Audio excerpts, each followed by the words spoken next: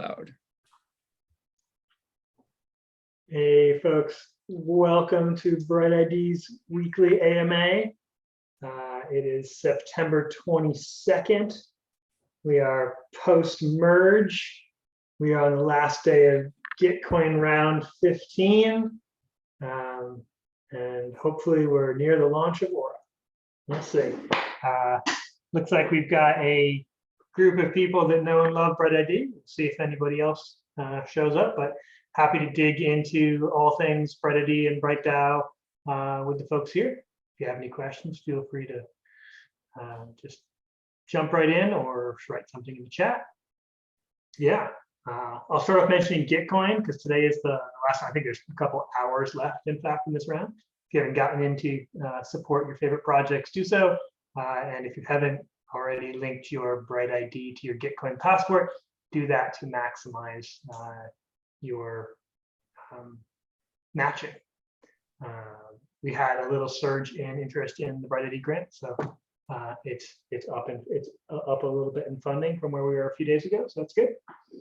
And it seems like the round is going pretty well. I believe that yesterday was the biggest single day Gitcoin had ever had. So I don't think it's the biggest round that they've ever had, but I think it was the biggest single day they ever had. So we'll take the awesome. We can get. Yeah. So thinking about Gitcoin, I noticed a new feature with their passport, which is that you can stake GTC on yourself or on other people to give evidence that you're not a Sybil. And I would like to know everybody's opinion on that. Yeah, have you guys thought about that at all? I mean, I'm sure you've noticed it, or maybe you haven't noticed it. Is the staking, I heard about it, but have not dug in. Is the staking slashable in any way? Like, can you lose it if that account is found to be a Sybil? I don't think so.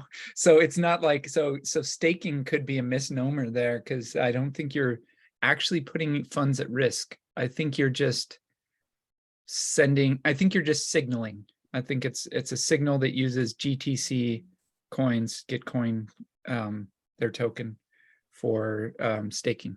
And it's a minimum that you need to stake, or it's like, yeah, it's like vouching. It's like what it is. It's like temporary vouching. It's like, yeah, you vouch for someone else and then you can withdraw your vouch. And I'm sure people will withdraw their vouch. I don't know because I haven't done it. You have two choices. That's in the passport. On the passport from Gitcoin. Yeah, if you guys go and check the passport, you can stake for yourself up to the amount that you want, but they say that you have like bronze with 1, silver with 10, and gold with 100. Gold, what? Like it's like kind of a metal, I think. And then you can stake for someone else. So you have it both ways.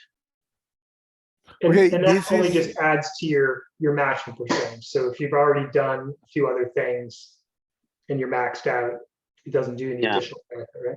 I think it's the same mechanics that we talked the last meeting about. You have to put a little bit of money. So the people that make thousands of fake accounts using software could be a little bit back, or because they will need a lot of tokens to do that thing. Because if just one person put, let's say 10, but if you have 1,000 of fake accounts, you will need 10,000 tokens to prove that. So. Yeah, it seems like it's slowing down Sybil attacks, possibly. I mean, I think if you get matching bonus based on putting in money per account, then it seems like it would slow it down. It's similar to proof of humanity, but I don't think you get slashed. And maybe someone can correct us if that's wrong, but yeah, I think it's signaling, but it's signaling that costs money.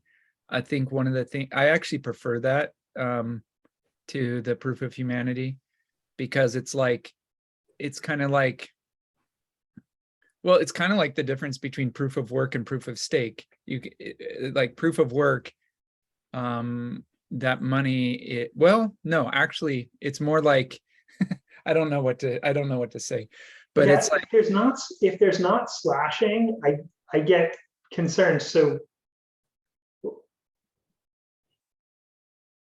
I don't know what having this economic piece, it has no particular cost. So if you already have if you have a bunch of GTC, for whatever reason you think GTC is cool, staking it in this has no cost to you at all. Zero. I have a bunch of GTC. I'm not planning on selling it. I could just stake it on a bunch of Civils. Zero cost to me. right. So how does that, what does that help? Yeah, it helps with civil attackers who are poor, I guess. So if you're rich, you can defeat this system pretty easily because you can create a bunch of civil accounts and stake on all of them with your own supply of money. It increased the cost to launch a civil attack, but yeah, if you can cover that cost, then it actually will make it easier for you to civil attack, because I might argue that it actually decreases the cost because this is just one option, right? We've always said that there's an issue when you have optional things you can do, right? right. And this just gives you one more option, and it's one that's entirely economic, right? And there are strengths and weaknesses to any particular type. This one's only economic, right? It doesn't have any of those other complexities to it. So I think that in total, this decreases the cost of getting a fully bonus Gitcoin account lower than it was before this existed.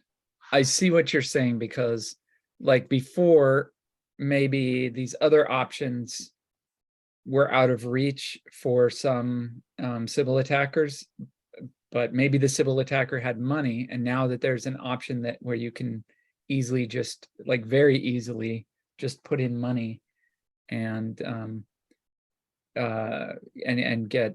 get this trust bonus, then that's like a new option that they didn't have before. So I see what you're saying. I wonder if although Gitcoin, the fraud detection team is very smart, and they could easily have some tricks up their sleeve, because like they go beyond, for instance, BrightID, they go beyond what BrightID gathers, because BrightID doesn't gather a lot of information on people. They go beyond that, and they look at like behavior, which BrightID, the behavior of BrightID looks at is pretty limited. It's just limited to what normal users will do mostly. But Gitcoin could, so this could be like a trap for rich civil attackers. It's like, okay, thank you for letting us know the Ethereum addresses of all your civil accounts. Yeah. We just figured out, we just linked them together because like you messed up when you went to Tornado Cash or whatever, and now we know that like, wow, okay, you brought all your civil accounts and now you're attacking, you're using them to attack Gitcoin, because not only did you link them all on Tornado Cash, but now you linked them all on Gitcoin or something like that. So it could be a like a trap. And if that is, then like great. I'm down with that. I just don't think the staking by itself without some other mechanism, either slashing or it's a trap, like sort of an analysis. But we talked about the same thing, like when Bright token was launched. We're like, oh, you could look at all the movement of the Bright tokens and find some of the bad actors because of what they do with this economic asset. Same thing like the sold down NFTs, right? Again, we didn't analyze it, but you could look at that data and just like find patterns that would help to find this. Yep. That is not the way that they're messaging what they're doing. I mean, not that I have actually seen it, but yeah. I don't know. Yep. No, it could very well be that. And that brings up a good point about like about BrightID, and using whatever methods you have available, whether it's like looking at how people claimed on Unitap, looking at how people claimed their soulbound NFTs that we gave out, how people are doing other things with their BrightID. There's other information that isn't part of BrightID core that's out there.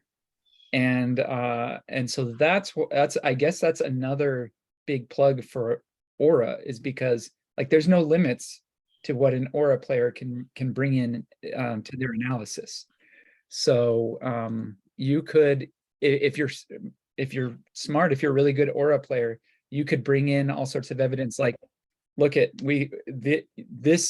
these 100 accounts all like claimed are like all from this, they all claim soulbound NFTs from like this same I don't know, in the same time period from the same like world region or whatever. I don't know what it might be, but they can look for other evidence.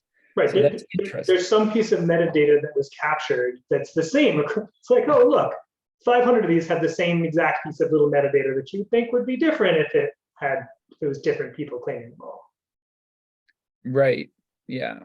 Or because these soulbound NFTs are linked to different Ethereum accounts, you could say, someone could do some pattern matching and say, okay, all of these Ethereum addresses have economic activity with each other. So if you look at the Ethereum social graph, they're all close together here, and they all claimed at the same time. And you could start to get put patterns together. You wouldn't necessarily have like the BrightIDs to go with it, so you couldn't match it up with the BrightID graph, but you could still find other evidence. And actually now, yeah, so that's interesting.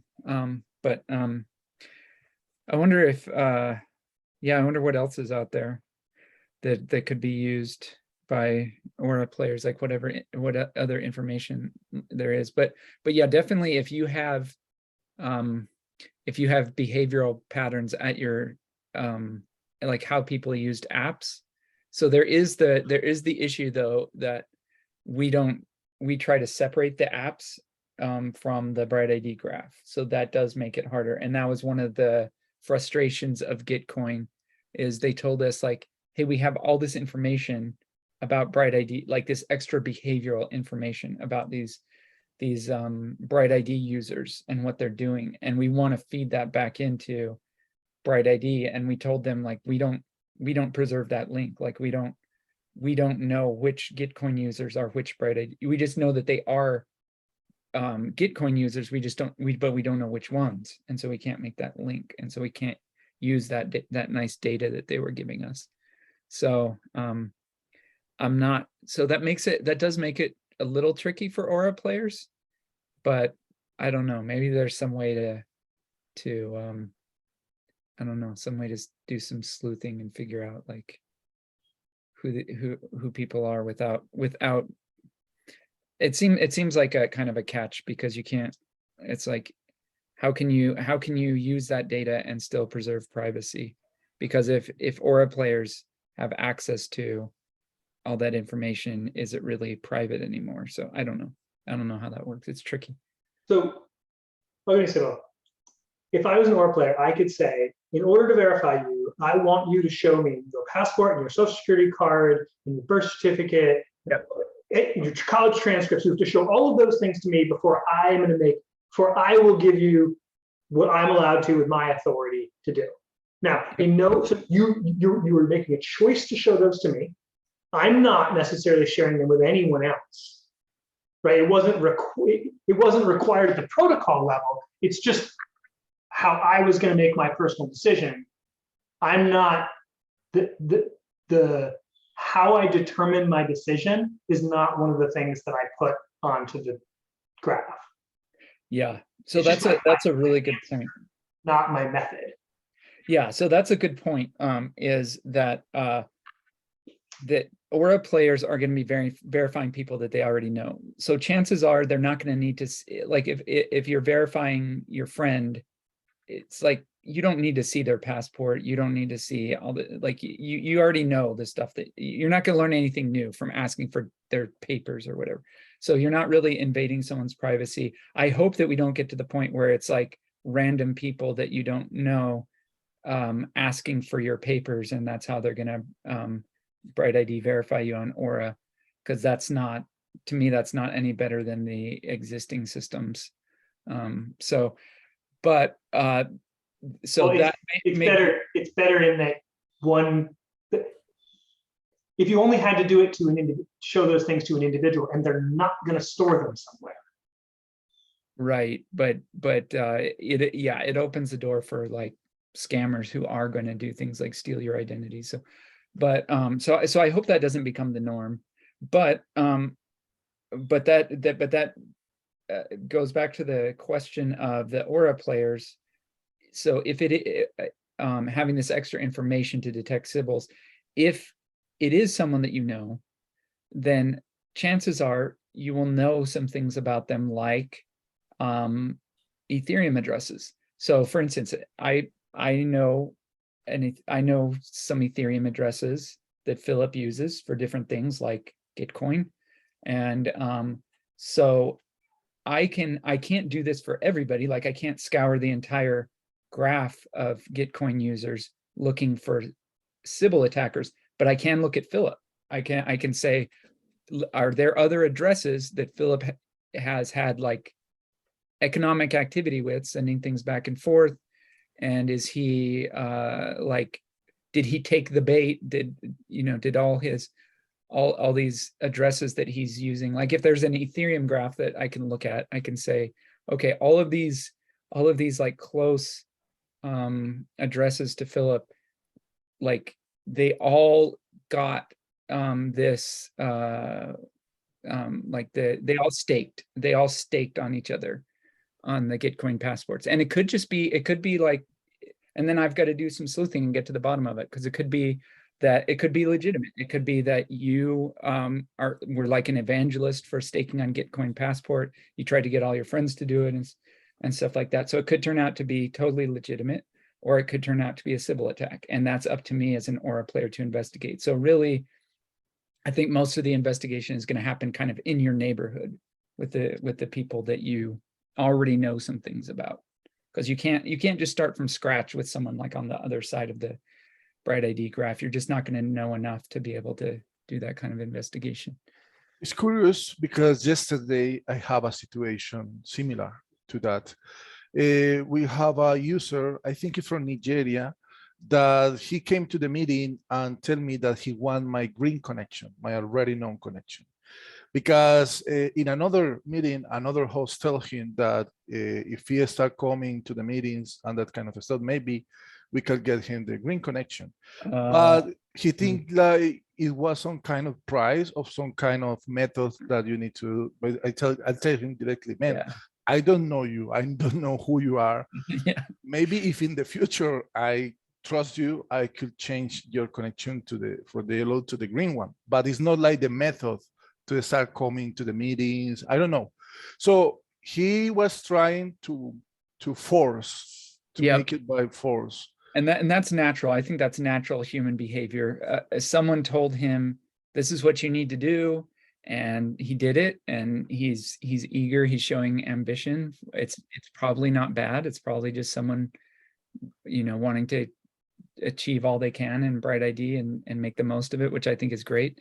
I think the miscommunication there is, I think that the BrightID star should not make set that expectation for anyone. Like, come to a certain number of meetings and we'll say that we already know you or something like that. That just, that's not right.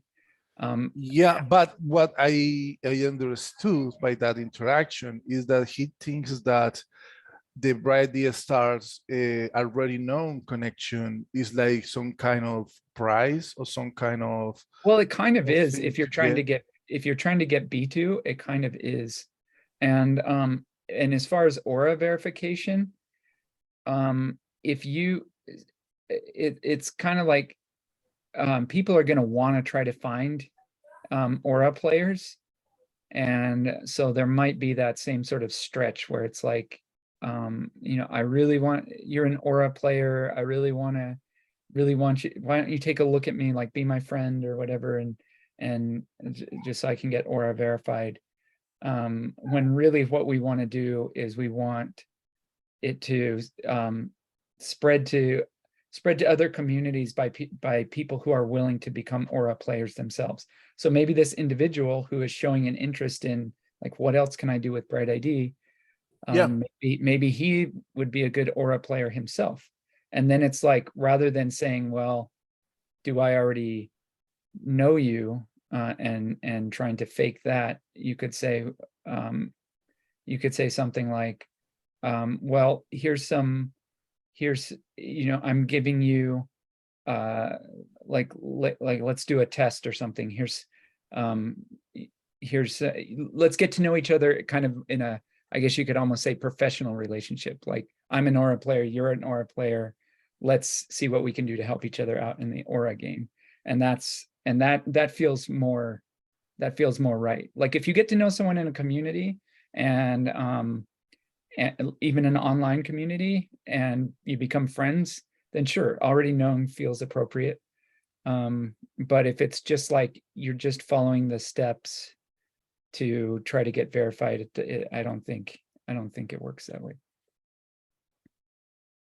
But maybe, do you think, or what opinion do you have about, I mean, this kind of spaces to the community to build up? Because like you told before, this kind of user is the people that they are looking actively, looking for things to do with their BrightID. So they get the verification, they link up their BrightID account to their different applications, and then what? So they think, I want to make more or do more with my BrightID account, something like that. And maybe, so what do you think about, I mean, let me think. It's like using BrightID as a community hub so you know more other BrightID users, or BrightID is that's not in the. I don't think so, but I think it does smooth over social interactions, because I remember the times, you know, I wish I could attend more conferences. It's been tricky the last few years, but the conferences I have been to, BrightID is great for making friends. I mean, when you're in person in a place like a conference and people are interested in making BrightID connections, then you start up a conversation with people, and you start to meet people. You talk about what they're doing, and you get to know them. And so in that way, yeah, I think it does build friendships. It gets you out of your little bubble to make BrightID connections.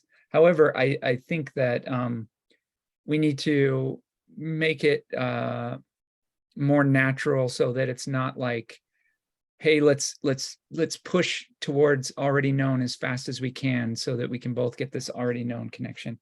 I think that will ultimately harm, because then already known just becomes just met, and there's no distinction between the two. I think having that distinction is good. If just in the future, if that distinction is just for being able to investigate someone. So let's say that I'm an Aura player and I'm investigating you, Victor, and I know maybe we have some mutual connections. Maybe I have mutual connections with some of your close friends. So if I were investigating the BrightID account that I have connected with you and trying to give it an honesty rating, and I see like, okay, well, he's got like Mono and Sergey and Dama as just met connections, I would think, okay, that's really strange. Like he's good friends with Mono. Why does it say just met and not already known? And so that's really suspicious to me if I see something like that. But if if you're handing out already, and what that could mean is that you created another account and like created a fake Mono and by yourself, and then just connected it with a just met connection, or you tricked someone else in the BrightID graph and got them to do a just met connection, because actually like making your own Sybil accounts and connecting to them with whatever level you want isn't really gonna look very good. But let's say that you were tricking other people, and you used this. So you were trying to trick Mono by like tricking him into connecting to one of your Sybils, but he's not going to connect with already known. He's only going to connect with just met, because maybe you brought your Sybil to a connection party. Maybe like you wore a disguise and came to a connection party. I don't know, so that he wouldn't know that you're still Victor or something like that. So those sorts of things, like if there's no distinction between already known and just met, then it sort of opens the door for like those sorts of things. So anyways, in that kind of situation that you put there is like we are like public figures, right? Everyone has our information. Yeah. Everyone has my account. In that case, is valid because we are in this moment, we are the BrightID stars are thousands. We had thousands of connections. So Yeah. there is a lot of people that got our username in their feeds. Yeah. But in the future, this is going to change, right? Because the Aura players could be becoming. Yeah, there's no way you can verify that many people in Aura. It's going to be just smaller. There's going to be more players and kind of like a smaller neighborhood. Instead of just like a few stars with big neighborhoods, it's going to be like smaller Aura players with smaller neighborhoods. Yeah, but the best, I mean, I don't know if the word is best, but the biggest Aura players, the people that got the more connections, the people that are more trustable, that kind of stuff, there will be people that wants to be verified by them. So they will start looking for them. They will start reaching them. Hey, please verify me. Hey, please do this. How do you think that this is going to be? I mean, to manage this kind of situation for that person? Yeah. So so you said that trust, and then also you were kind of like equating trust with the number of connections that someone makes, but I think that trust has to do with how good of an Aura player they are. We have this concept of energy. So if someone is a good Aura player and they're sending energy to other good Aura players, and they realize that their reputation and their ability to get upstream energy depends on how well they're doing in the Aura game, then they're going to be cautious around someone who is making a lot of connections. It could be a good thing, but it could also be potentially risky for someone to send their energy to someone like that. So if someone's being too loose and basically, so let's say that I'm giving out energy and I figure out that the person that I'm giving out energy to is selling their Aura verifications. They're basically saying like, pay me $10 and I'll come and I'll say that I know you and I'll give you a good rating and get you Aura verified. If I find out that that's happening, then I cut them off, because to me that's not a good Aura player. They're not honest. But weirdly, do you get to the starting point? The staking for Gitcoin is exactly like the same. Give me the money, so I know that you are. It's like we make a full circle. Well, yeah, and you're right, and that actually happened. Okay, so unfortunately, we've seen some of that happening in BrightID. Well, not exactly that way. I mean, it's more like selling BrightID accounts, but we definitely saw that in Proof of Humanity. So it was like, okay, so Proof of Humanity, you actually have to stake, and you can actually get slashed.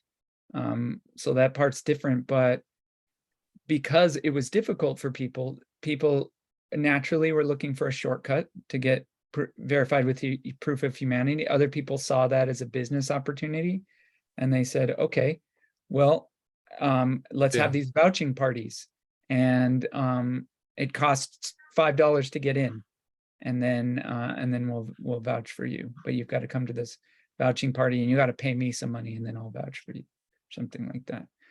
So it's just natural that happened. But the reason that doesn't happen in BrightID in Aura is because I mean, it could happen, but not on a long-term scale, because as soon as it's discovered, the Aura players are going to realize, like, okay, this violates what Aura is all about, and as the upstream holder of this energy, I have to put a stop to this. If I don't, my reputation is on the line. Like, everybody just knows that that's not what you're supposed to do.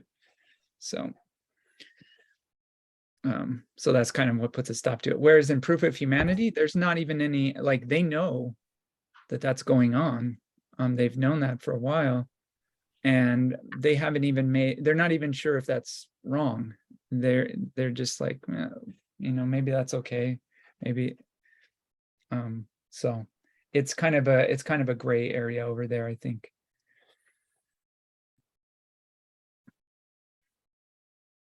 That being said, isn't that also give a threat for B2 verification if people are trying to get people paying for them to verify strangers that they're already known?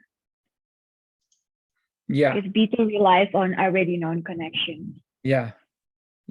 So someone who's paying for that would be the same sort of thing. Yeah, so that's what we want we want a system that avoids stuff, that punishes stuff like that.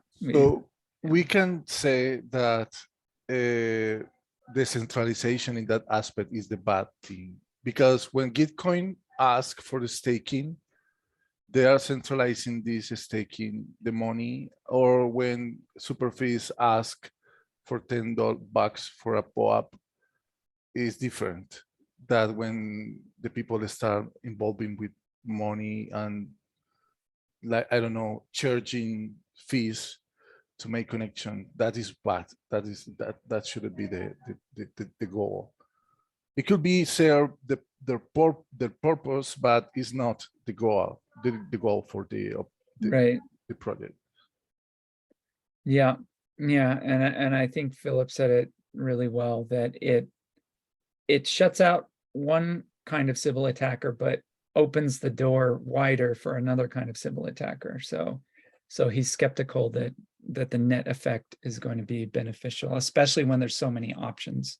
It's kind of like a choose your verification method, and you get to choose between BrightID or Proof of Humanity or staking GTC and or some other ones that just don't work at all. I don't even know why they're in there, like Twitter, stuff like that. And Google, because that's not really like, well, I guess it's the same sort of thing. It's like some Sybil attackers might be slowed down because they might say, okay, I'm a Sybil attacker, but I'm kind of a lazy Sybil attacker, and I don't have the 10,000 Twitter accounts that most of the good Sybil attackers have. So that's going to stop me from doing it. But other Sybil attackers can be like, oh, Twitter, that's great. Oh, great. You know, I'll just take my 10,000 Twitter accounts. Like, this is perfect. This is going to help me Sybil attack the fact that I can use this. So it could be the same way with the money. It could be like, oh, cool. Now it's based on money. Great. I have $1 million that I can use and just stick it, and great. If there's 10 methods you can use, no matter how hard they are, if you add an 11th and you don't change anything else, regardless of what the 11th is, you have only made it easier. That's right. You can't make it harder if it's just adding to the things that you could use. Now, if the thing they add is B2 level 50 plus, it didn't do anything, right? Like, that is so much harder that, like, adding it didn't like, just no one's going to use it. So okay, fine. So but that didn't. And the reason is it's kind of like Venn diagrams. It's like, if you look at the Venn diagram of B2 level 50 and BrightID verified, it's like there is no one, or meets verified. There is no one that is B2 level 50 that's not also meets verified. So by adding B2 level 50 to meets verification. So if you added B2 level 50 to Gitcoin Passport, you wouldn't because BrightID meets is already in there. You're not making it. If you add a basic captcha, obviously that makes it easier. Yeah. Right. Like, if, hey, you get some points for doing a basic captcha, clearly like that decreased the cost of getting your passport maxed out. And nothing can make it harder if it's an option that you're adding on to the existing options. It's Right. like it only goes one way. It's only making it easier for civils each time you add a new thing. Yeah, the only way you can make it harder is if you do something like, okay, everybody, now all of the other things used to add up to 250%. Now they add up to 70%, and we added a new one that gives you an extra 30%. So you need, and that's like staking GTC. So now it's harder for everybody. You've got to do something like that. Right. But holding all else constant, which is what they're doing as core design now, Yep. only makes it easier. It lowers the cost, as Peter from Upala would say, right? It lowers the cost of forgery because there are just more ways that you could do it. You're a civil attacker who has 10 of everything. So under the old system, it was like, I can get 5 fully maxed out accounts, or I could get 10 fully maxed out accounts. Cool. Now I could get 12 fully maxed out accounts because I can add them up in more in different ways and get more total accounts with the same number of credentials. Because Yep. anyways, and to be clear, any Gitcoin lovers out there, love you guys. Not being mean to the concept and where we're going. Just like the reality of when you add one more thing, what have you actually done? Yeah, and so if Gitcoin wants to go the route, which I've heard them talking about, of using Aura, or for example, as a tool for detecting civils on Gitcoin, then so an advantage and disadvantage of Aura is that it's out in the public, kind of like what is being done. So whereas Gitcoin can say they can set little traps, which I'm almost positive they're going to do. Like every time they add something new to the Gitcoin passport, it's this new piece of data, because right now they're not, it's self-sovereign, but it's not like you can't choose which ones to exclude. Like you can't say, okay, I'm going to show my Gitcoin passport and I'm only going to show like the Twitter part of it to this person, and then I'm going to show it to this other person. I'm only going to show the proof that I staked GTC. You can't do that. So you take the whole thing as a whole. So they get this every time they add something to Gitcoin passport. They get this extra piece of data about you that they can use to analyze you. And so they are analyzing your behavior. And so they're going to catch more civils. Like everything that they add to it actually allows them to catch more civils because it allows them to, it gives them more to analyze. But Aura is different. Like BrightID is different because BrightID doesn't. Although there are ways to, like I said, there are ways for Aura players to kind of like leverage their own stuff that only they know. And in fact, there's even, if you look in the forum, I've talked about it before, there's even ways for Aura players to conditionally share information with each other. It's like, okay, do you know Victor's phone number? Well, I do too. And you use the Socialist Millionaires Protocol to say like, okay, I'm not going to tell you what it is, but let's see if we both think it's the same thing. And so you can use stuff like that to collaborate with other Aura players without leaking anything, without like making privacy worse for anyone that's being verified through Aura. But you can add the Aura verification on the passport. So like another written in the passport. Right. And you can put your passport as the front of your Aura to tell, hey, I want you to have to give me your verification in Aura. This is my Gitcoin passport. So you can see all of my Twitter account, my things, something like that. That's a good point, Adam. If somebody showed me, if I was like on the fence whether I was gonna give someone a good Aura rating, and they showed me their full out Gitcoin passport, that would make me more likely to give them an honest rating, because like, okay, but it's just like before when I get an example like, hey, show me your passport and your social security card. Like it's just more information. Like, I mean that's even true of, you know, if someone showed me their Facebook account with 500 followers, including like their mom and their friends from high school, and like, you know, you can look at a real Facebook account and kind of see immediately that, oh, that really feels legit. That's a person chronicling their lives and the lives of their actual friends, as opposed to, you know, you get a friend request from a buxom lady who you've never heard of before, and you go to that page, it's very clear that's not a real person. Yeah.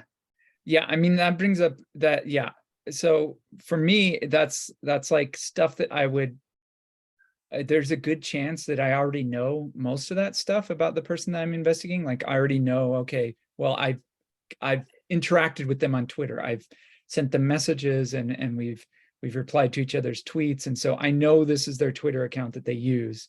And then I can anonymously, like I said before, check with other Aura players that, you know, just to make sure that when Victor's using his different BrightID accounts with different circles of players to get verified, that they all know that it's the same Victor, that if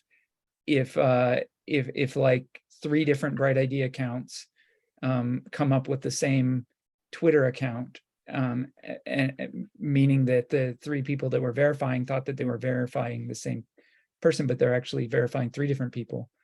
They can figure that out among themselves without like revealing anything, without revealing like which BrightID they're investigating. So that's useful. But then you also say that there may be something that you didn't think about. They can, if they show you their passport, so the passport can be a convenient place, like, hey, this is all the other good stuff that I did. Like you may not have known that I participated in, or it may at least remind you of things. Like I may look at your passport and be like, oh yeah, I forgot. Like I can also look at your Facebook account, because maybe I forgot that I interacted with you on Facebook. And so that's in the past. I know a bunch of people on this call quite well. I've never seen the Facebook account of any of them. I bet a bunch of you have Facebook accounts. I've never, no idea. Yeah. But if I look at, so let's say that I'm doing my investigation, and then you're like, hey, I want to show you my Gitcoin passport. And I look at it and I see, oh, look, you've been like a good member of Squiggle DAO for the past 5 years. It hasn't existed that long, but anyways, I'm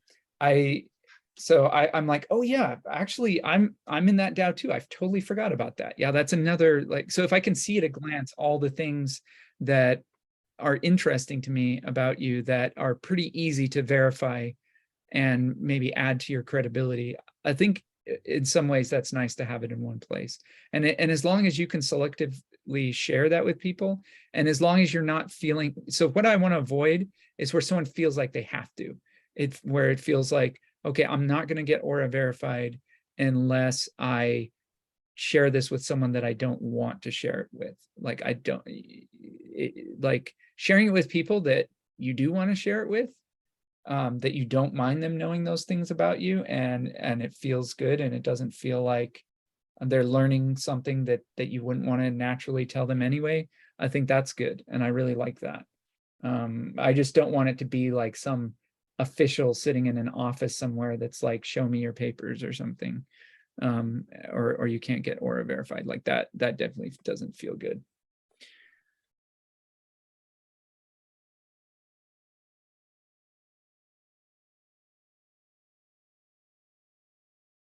Yeah, so it'll be interesting to see how Gitcoin Passport is used.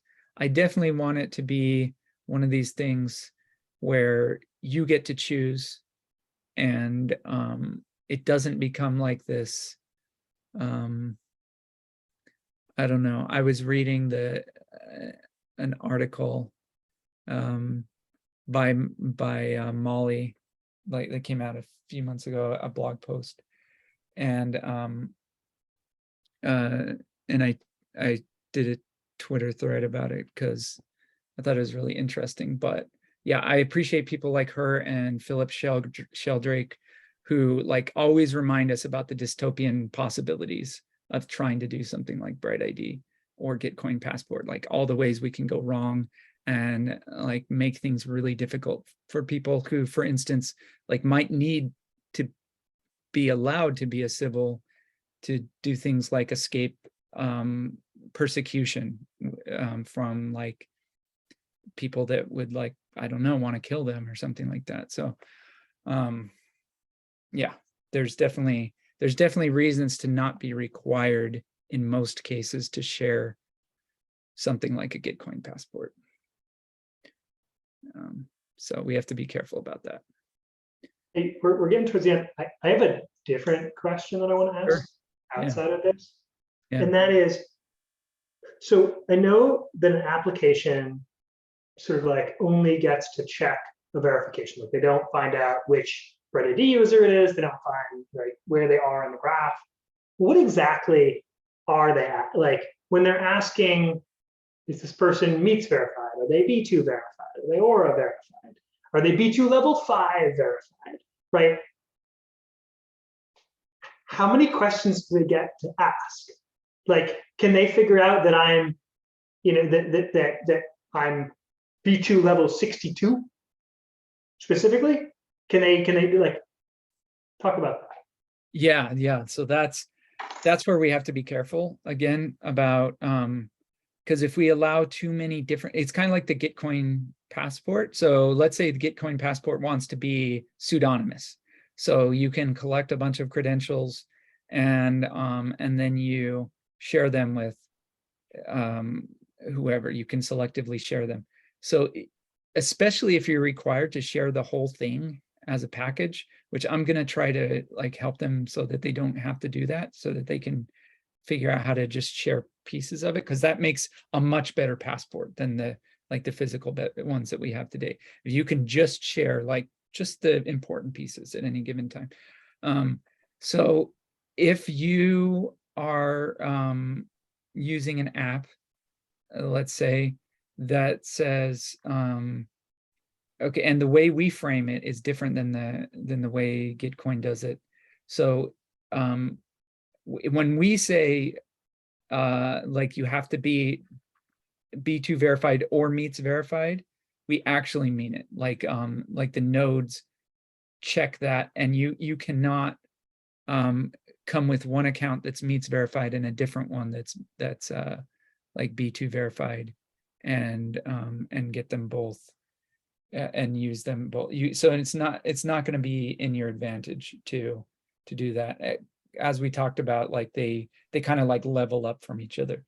So because they do that, you can't so you can't exploit the system that way. But there's an interesting question about like how detailed can you ask,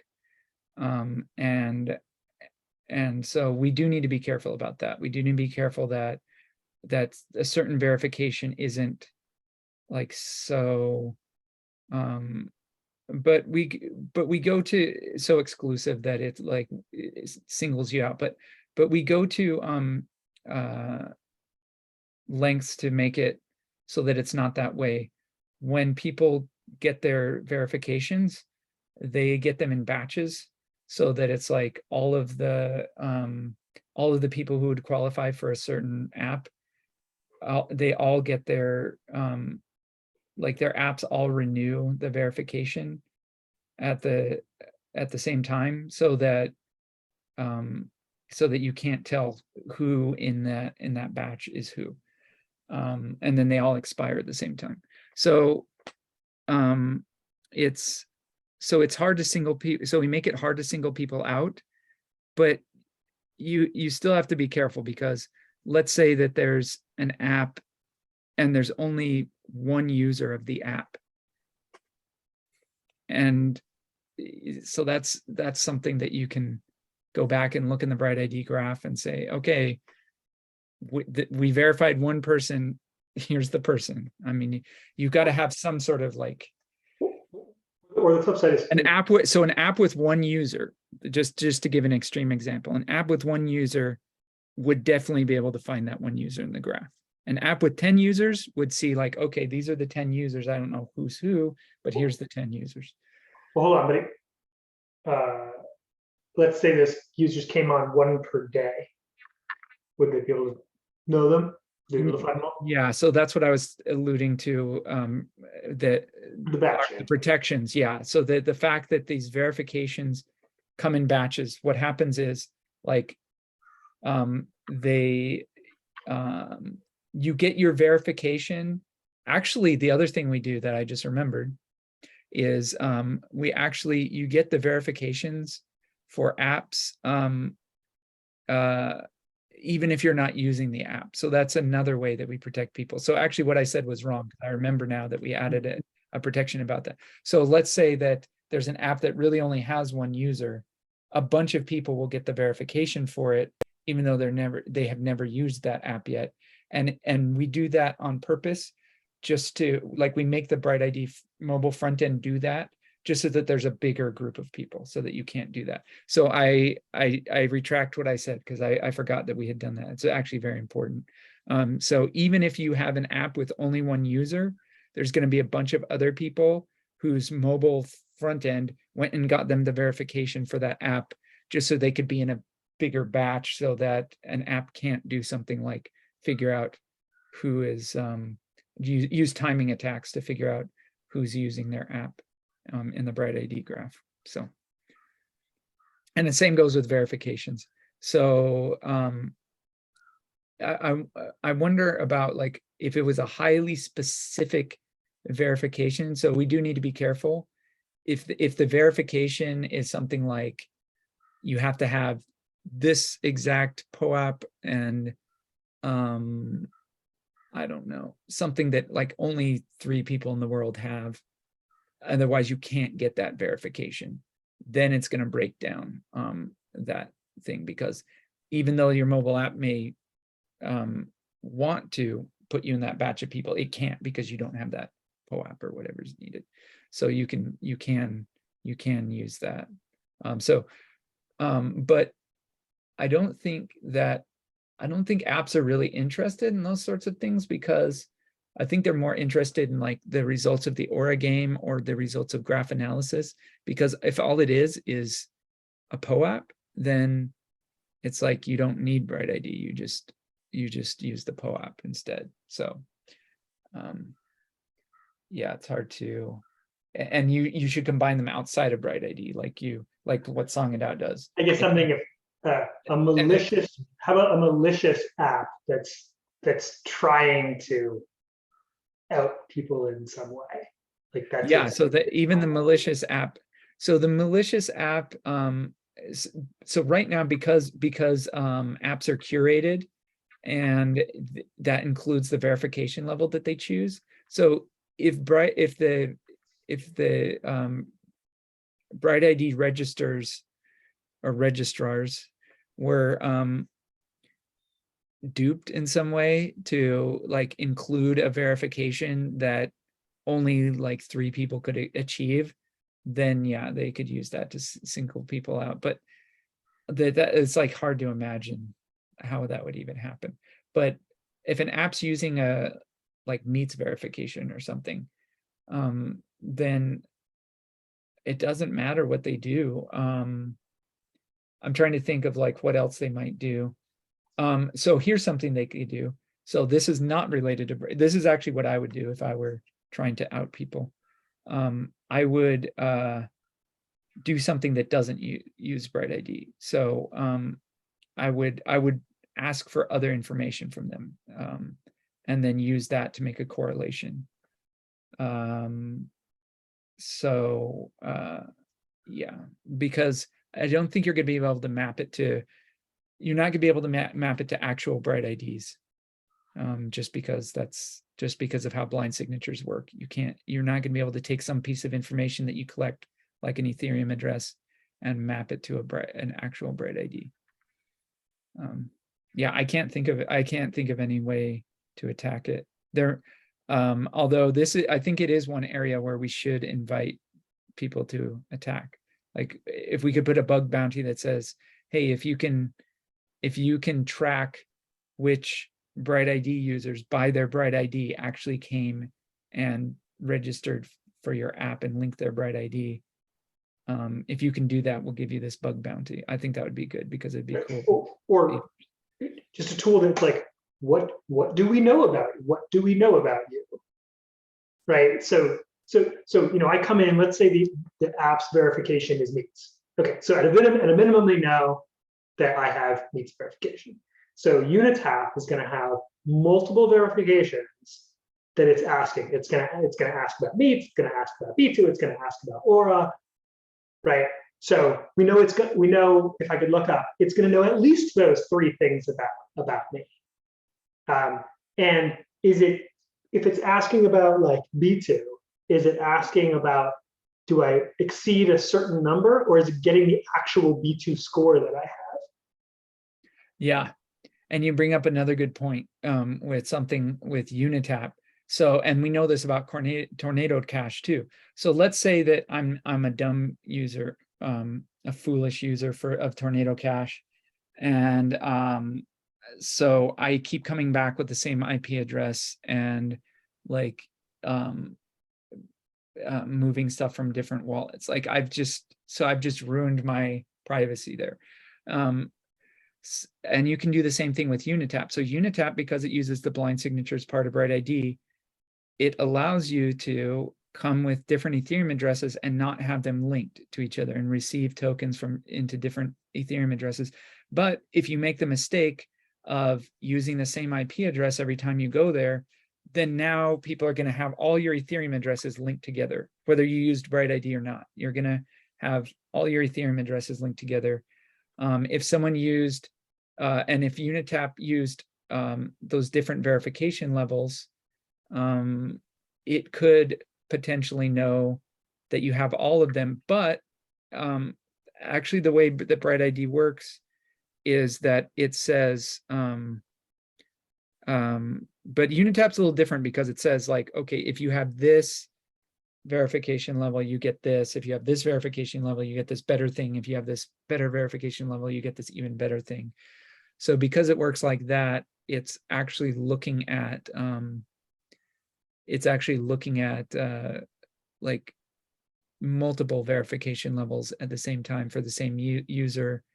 And I'm not sure if they did that by using different apps. And I'm not sure they've actually done it yet. We talked about. I don't think they've done it yet because I think you'd have to do that. You'd have to actually register different apps. So that the person's going to have to link multiple times. Yes, potentially. Another way to do it is to kind of, actually, no, that's a new feature we added is apps have levels. So what that means is the app just gets back one answer. So it gets back one answer. You define the levels, and it's kind of like we were talking before, how we said, well, every B2 level 10 user is always going to have meets. So you kind of stack them, and you know by allowing meets, by allowing B2 level 10, you can't make things any worse from a civil standpoint. Except that's not technically true. So, right, if your wife went out and started making connections to all of her close friends, right? They would all end up getting B2 verified, having never been meets verified. You're right. Nevertheless, the way that levels work in BrightID is that you define this level, then this level, then this level, and the app returns to you what is your highest level. It doesn't tell you whether you got those other two. Okay, good. I like that. Yeah, that's the way it should work. That's the way it does work. So I don't know. I mean, I'm racking my brains, and we've thought about this before. Are there ways for apps to cleverly like leak someone's private information? And we haven't, like, anytime we've thought of something, like we thought of it, like when we figured out, oh, wait a minute, what about timing attacks? What about if the app is also running a BrightID node and they're watching to see exactly when you link? And so that's why we created the defense system against that. So I do think that there's definitely room for inviting some white hat hackers to come in and try to like break the privacy of BrightID, just so we can know what else is possible. Mhm. I mean, you mean the forced the information to extract the information by force? Because if Yeah. there is a project that say, hey, I'm going to give you like a UBI, but to obtain this UBI, you will have to be BrightID verified and give me all your data. Right, And put exactly. here all your name, your And- real name, your right. photo, your KYC. And what they're looking to do is they want to, maybe their goal in this is they want to get more information and overlay it on the BrightID graph. And they want to figure out, like, they want to know, maybe, I don't know, maybe they're Aura players that want to put this information on the BrightID graph. But for whatever reason, yeah, it's they want all this information from people, and they also want their BrightID. They want that to be part of the information. And so we do whatever we can in BrightID to stop them from adding the BrightID to the mix. We don't give them the BrightID. We give them this other thing that's just like an app ID that they define, that's unique to their users. And then we use blind signatures to tell them whether or not that app ID is verified with the verification level that they want. And so and then the defense of timing attacks, we do what we can, and adding more people than are actually using the app. So having like a bunch of, I guess, extra people, I don't know a good name for them, but a bunch of like extra like dummy users that aren't really using their app. We just add them to the pool so that it's hard to figure out who their real users really are. All these kind of like defense systems that we have are meant to protect people from being from mapping all that private data to their BrightID. But I would like to see people specifically attack that and show us, like, okay, here's how I figured out that this dot on the graph, like I didn't know who this was, but I set up this clever app and I was able it's not need to figure be out so who that clever. was. The only thing you need to do is promise to give something to someone, and you put an application that constantly is changing a QR code in a BrightID account that you make specifically to collect the people connections. So you said, hey, give me all your information here and make this connection and select me. So everyone that connects with me, I will have all the information. I will have connected with a BrightID specifically account. Yeah. So I can start pinpointing that. Yeah, so that's how you do it. So that's not an app that would be that's a malicious user. So we do have a defense against that too. And the defense against that is when they put up a QR code. And again, this is them posing as a user, not as an app. Because when you link with an app, they don't get your BrightID. When you connect with the user, so it's an app. So it's an app saying, "Hey, I'm the app. Scan this." When really you're making a user connection, and you just coach them and you say, go through all these steps and I'll give you this money or whatever. So we do have a protection against that. And what that is we have anyone can report a connection before they even connect to it as being malicious. So for instance, let's say that some user complains and says, hey, and I'm sure this would happen. Some users like, hey, I found this app that looks really sketchy. It's like asking me to make BrightID connections to it. We can send like all the BrightID stars, or just like trustworthy BrightID users. We can go over to that app and we can all find the QR code that they're putting up. Or if they put multiple QR codes, we can just repeatedly like flag that as being malicious. And so it's like you said, they're going to have to keep cycling through and putting a new one every time. But at least they won't be able to use that as a Sybil attack. But as far as like collecting people's information, yeah, I think it's just going to have to be, I think there still needs to be education around Education. it, because like people just have to know not to connect.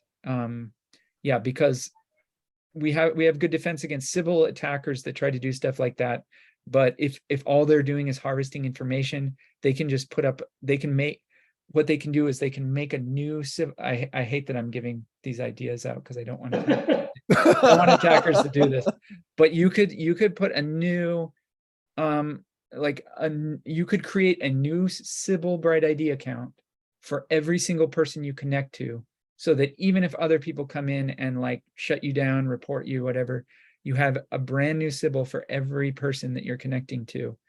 And it's just a throwaway account. You're not going to use the Sybil to like get I'm sorry to on tell you rabbit that hole. You're just we got using that it to like attack collect their already. information. We got that attack already.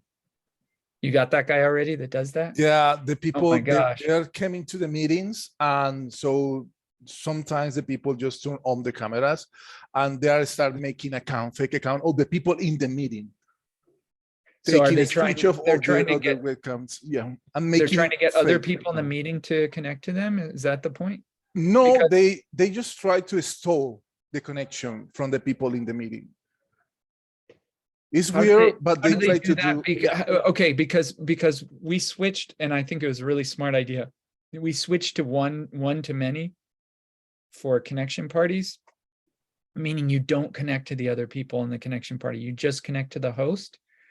And so how can they get the BrightID of the other people in the?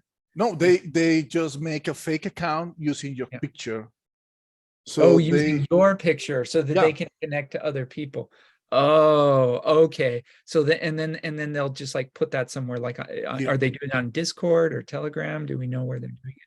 in the meetings in the beginning, but it's really easy to. Oh, you mean catch them. they're trying to get people to connect to them when they're actually in the meetings? Yeah. Oh, I see what you're saying. They're pretending until you kick them out. They're Yeah. pretending to be you just to get some people to connect to them. Yeah. Wow, that's sneaky. Okay. Sneaky. And they can do like we said, they can do a new one every single time. Like they Yeah. can just throw that one away. They never have to use it for anything. Yeah. One thing I'd Not say- Sybil attacking, they're data mining. I would also say any account that has only a few connections is suspect. That's true. Should be treated as it's like until you have a certain number of connections, like you're in a probationary period. Like your account is probably illegitimate. Yeah. They're trying everything that they can think of. So Yeah. we will see new attacker, different Yeah. attacks. We'll see a lot of things. Yeah, different. so we got people that get customs, and people that just get customs of things. In each meeting, you see him with different customs, and they put things in hats and things like that. And I mean, what I do is just I get their connection, report their account, and just kicking out the meeting easily. So Yeah. they start to just stop coming. So to they'll my start to meeting. get better Yeah. costumes. No, I'm just kidding. No, but and just that's kind of funny to me. But the first one you said is really disturbing. Like the fact that they'll everything, imitate you and everything. get people to connect to them. That's disturbing. Yeah, because you need to show the camera, so they take that opportunity to take a screenshot. Because I mean, they could steal. I mean, all they're really so fortunately they're not like gathering all the information that you were talking about, like what's your email address, what's your address, what's your home address, what's your phone number. At least they're just connected. They're just like Adam, you farming need to understand that these people names. will kill you in an alley on the night for Yeah. $10. This is the kind of people that we are. here. Yeah, but what I'm trying to say is They will- at least the data that they're stealing from people is just names and photos at this Yeah. point. they haven't figured out how to steal like phone numbers and email addresses Yeah, and home addresses. Exactly. So at least there's that, but that's still scary that they're starting to do that sort of stuff. So anyways, education. We've got to like, I think that, so, you know, at some point BrightID will become, well, I guess sometimes I'm pessimistic about this, because you look at what people do with their social security numbers and what people do with their My college ID was my social security number. So Yeah, think of the data that people put on Facebook and Twitter. Like the settings people have as public on their Facebook. So like, I'm sorry, we're not going to fix people's willingness to just drop their pants and show everyone everything. Yeah. That's like, that can't be our problem to try to fix. We'll do it better than what's there now. We'll continue to create tools that make it easier and better for folks, but we can't make everyone stop doing these things. Yeah, I think the best thing we can do is something we already mentioned, which make it the norm that you're not required. That if you ever get in the situation where you feel like, okay, well, to get this thing, I have to like give all this information to someone that I don't know because they're telling me that that's how I have to do it. That's wrong. And people should know that that's wrong, and people should know that that's not how BrightID works. And yeah, I agree. There's going to be some people that will get tricked, and because they don't know that that's not how BrightID works. But hopefully we can educate and spread the message that that's not how it works. Well, right, and it doesn't even need to be how it works. Right, you could hand me a credit card, and I say, "Hey, I need to see your license in order to let you use this credit card." Great, and now I have your name and your address and all that, right? So that was not any. You can't blame the credit card company for that, because that was me just lying to you and saying I need it. That's a really, really good example. Yeah. And there's even, right, I remember when it was like the policy of some stores to do exactly that. This was not from the credit card company. This was the store, just like that was the policy they chose to adapt. You can't blame that on the credit card company. Let's make it even more ridiculous. I could say, in order to use your credit card company, you have to show me your college transcript. It's not actually any different. I didn't really need it. I just said I did. I could say, hey, in order to use your credit card, you need to show me your birthmark. It could be solved if I pull you into showing me the birthmark on your butt, that's on you. If you put your photograph in the credit card, it could be solved that. Yeah. Did you put your photograph in the credit card so they don't have to see any info about you? They did that for a while. That was a thing for a while. So I never did that. Your picture there. Yeah, we are way over time at this point. Yeah. Yeah, we should go. But yeah, I just have nightmares now about it's like you go to the store, it's like, okay, before you can make a purchase, here, hold this orb for a minute, look into it. The camera.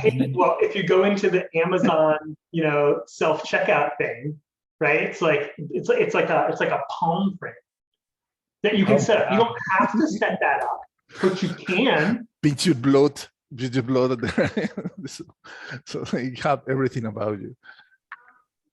All right, cool. Thanks, everybody. Thanks for participating. See you soon. Good combo today, guys. Cheers, guys. Bye.